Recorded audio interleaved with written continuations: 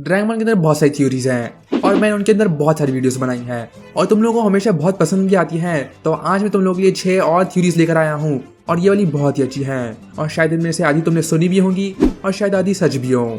Dragon ball के अंदर बहुत सारी चीजें होती हैं जो कि मिसिंग होती है, मतलब कुछ चीजें एक्सप्लेन नहीं की जाती हैं या फिर कुछ जगह बहुत ही बड़ी मिस्ट्रीज होती हैं।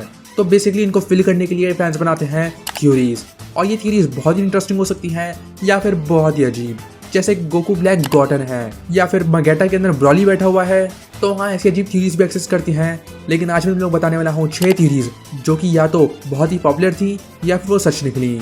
बाकी नीचे मैं बताओ तुम्हारी फेवरेट थ्योरी कौन सी है, इसे लाइक कर देना, मेरे सब्सक्राइब कर देना। So let's go. नंबर 1, सेयन्स ने पूरे सेयन्स के खिलाफ खड़े होने का फैसला किया और जीतने के लिए उन सब ने मिलकर एक रक्षक को जन्म दिया, एक सुपर सेयन गॉड को। Yamoshi is Vegeta's ancestor. तो Dragon Ball Battle of Gods के अंदर हम लोग पता चलता है यामोशी के बारे में और यामोशी था सबसे पहला सुपर सेयन गॉड। लेकिन जब शैनो एक्सप्लेन कर रहा था यामोशी के बारे में तो हम लोग एक परछाई दिखती है और वो होती है यामोशी की।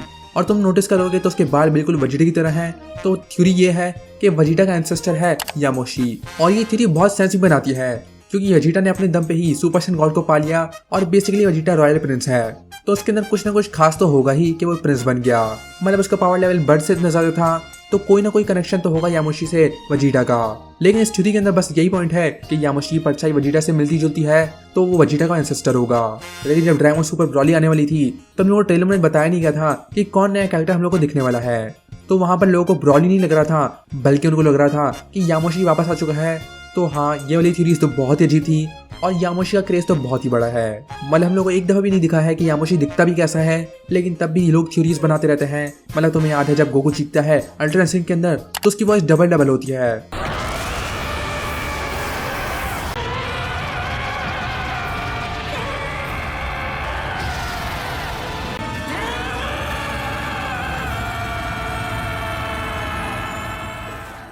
तो कुछ लोग बोल रहे थे कि वो यामोशी की वॉइस मिलकर आ रही है गोकू के अंदर से। तो हाँ, यामोशी की थ्योरीज तो बहुत ही अजीब है।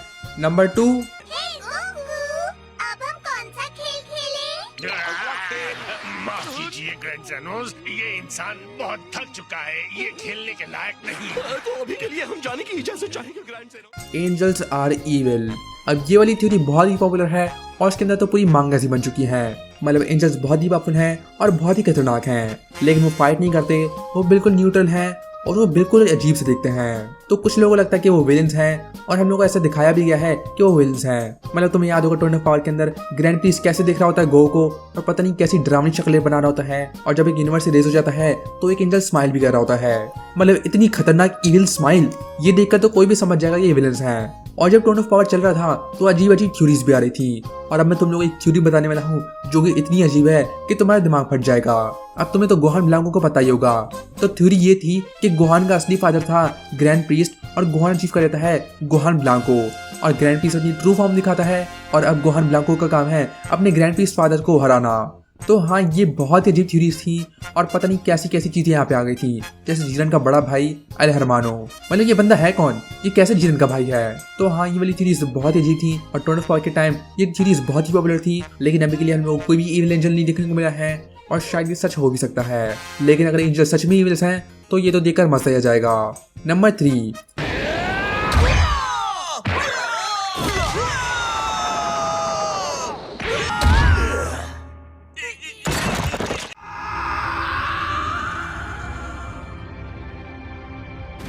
एंड्रॉइड 16 इज जीरो सन। अब ये थ्योरी है एंड्रॉइड 16 के बारे में। तो डॉग जीरो ने एंड्रॉइड 16 को बनाया था अपने सन को देकर और उसके सन को मारा था सन गोकू ने, इसलिए एंड्रॉइड 16 का गोल होता है गोकू को मारना। और ये वाली थ्योरी सच निकली क्योंकि ड्रैगन सुपर हीरो के अंदर हम लोग देखते हैं डॉक्टर जीरो की फैमिली ट्री, जहाँ हम लोग देखते हैं डॉक्टर जीरो, एंड्रॉइड 21 और एंड्रॉइड 16। तो ये वाली थ्योरी तो सच निकली और एंड्रॉइड 16 सच में डॉक्टर जीरो का सन ही था। और सबसे बुरी बात यह है कि गोकू नहीं मारा था एंड्रॉइड 16 को जब वो एक इंसान था। Miss you, Dad. What the? Hey, get your ass moving! Something is tearing its way through the compound. We gotta go. Okay. Sorry about this, Dad. Gotta run. Love you. Good luck with your cyborg.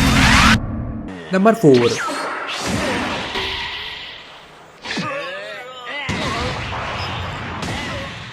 Time move slow. अब ये theory है Fyers के बारे में। मतलब तुम्हें याद है जब फ्रीजा ने बोला था कि 5 मिनट के अंदर प्लान डैमेज खत्म हो जाएगा। का मतलब तो समझ ही सकते हो।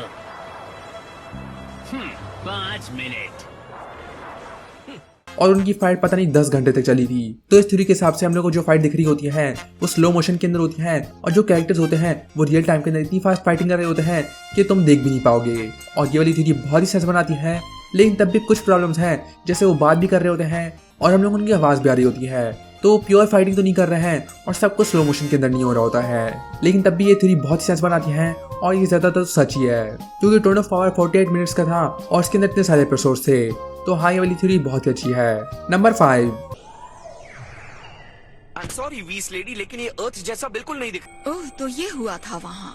इससे पता चलता है कि 6th यूनिवर्स की धरती पर एक मूर्खता भरी लड़ाई में पड़कर अपनी पूरी आबादी का खुद ही सफाया कर दिया। Universe 6 earth is real life.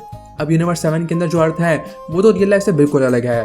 मतलब वहाँ पे डायनासोर्स हैं, सबके पास पावर्स हैं और सब कुछ बहुत अजीब होता है वहाँ पर। वहाँ पे चलते फिरते पिग हैं, मतलब उनका प्राइम मिनिस्टर एक डॉग है। तो ये वाली अर्थ तो बिल्कुल भी रियल लाइफ जैसी नहीं है। और यूनिवर्स 6 के अंदर भी एक अर्थ थी और चांपा ने बताया था कि उन लोगों ने वॉर करके अपने आप को मार दिया। तो इस थ्योरी के हिसाब से यूनिवर्स 6 की अर्थ रियल लाइफ की अर्थ है और टोरिया हम लोग को बताना चाह रहा है कि हम लोग क्या करेंगे आगे जाकर और हम लोग कैसे वॉर करके अपने आप को डिस्ट्रॉय कर देंगे। तो हाँ, ये वाली थ्योरी तो बहुत ही डार्क है और बहुत अजीब भी। मतलब यूनिवर्स 6 का अर्थ रियल लाइफ, ये कितना डरावना साउंड करता है, लेकिन तब भी ये थ्योरी बहुत ही सच बनाती है और मेरे ख्याल से तो ये सच में ही होगी। नंबर 6। अब ये है फिनाले।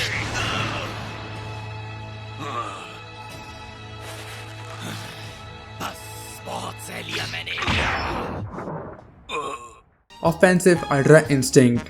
जब टोन ऑफ पावर के अंदर गोकू ने पाई थी अपनी अल्ट्रा इंस्टिंक्ट फॉर्म, तो कुछ लोगों ने थ्योरीज बनाई थी कि गोकू की जो अल्ट्रा इंस्टिंक्ट है वो है डिफेंसिव अल्ट्रा इंस्टिंक्ट और जो वजीरा को मिलेगी वो होगी ऑफेंसिव अल्ट्रा इंस्टिंक्ट। मतलब दोनों ही वीस के अंदर ट्रेनिंग कर रहे थे, तो ये सेंस बनाएगा कि दोनों ही फॉर्म अचीव करे। और हम लोग को एक एपिसोड के अंदर दिखता भी है कि वजीरा ट्राई करता है अल्ट्रा इंस्टिंक्ट पाने की, लेकिन वो डिसाइड करता है कि उसका स्टाइल नहीं है। तो कुछ लोगों को लगा था कि उसको मिलेगी अल्ट्रा इंस्टिंक्ट, लेकिन उसकी टाइप अलग होगी और वो होगी ऑफेंसिव। जैसे गोकू की डिफेंसिव है और वजीरा की ऑफेंसिव होगी। और ये वाली थ्योरी बहुत ही सेंस बनाती है और शायद ही सच होता, लेकिन हम लोग को पता है कि ऐसा कुछ भी नहीं होता है। और वजीरा को आगे जाकर मिलता है अल्ट्रा ईगो, जो कि बहुत अजीब नाम है लेकिन अच्छी फॉर्म है। तो हाँ, टोन ऑफ पावर के टाइम तो बहुत अजीब थ्योरीज थी और उनमें से यही है। अगर कोई इसे मरवाना चाहता है तो कम से कम हमें बताना चाहिए कि वो कौन है। क्या पता तुम वेजिटा के लिए ही काम कर रहे हो। अब पागल हो गए हैं क्या? तुमने मेरी इंसल्ट की, तुम गए काम से। नहीं नहीं नहीं नहीं, नहीं मेरा वो मतलब नहीं था, मुझे माफ कर दीजिए वीरस। मुझे नहीं पता। प्रॉमिस करो तुम किसी को नहीं बताओगे, मैंने हिट को अपने लिए हायर किया था। तुम्हें क्या लगता है इसके बारे में? नीचे कमेंट बताओ। तुम्हारी फेवरेट थ्योरी कौन सी है वो नीचे कमेंट बताओ। इसको लाइक कर देना, वैसे सब कर देना और मैं तो नेक्स्ट वीडियो के अंदर